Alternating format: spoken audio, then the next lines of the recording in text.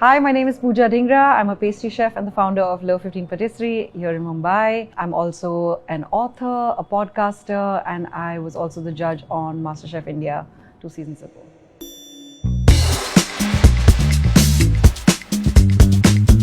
So I started Love 15 when I was just 23 years old back from culinary school in Paris, and not too many people knew what a macaroon was. So for me, I actually had to go and stand in malls, stand in events with tables and give people macaroons to taste them. So I think it started off by just having absolutely no ego, and I think that's something that has helped me through my career. I think the thing that stays with me the most is how, for an entrepreneur, what kind of grit you have, how you keep showing up every day. And really the most important thing is to really believe in yourself and your capabilities and keep showing up irrespective of what's happening around you.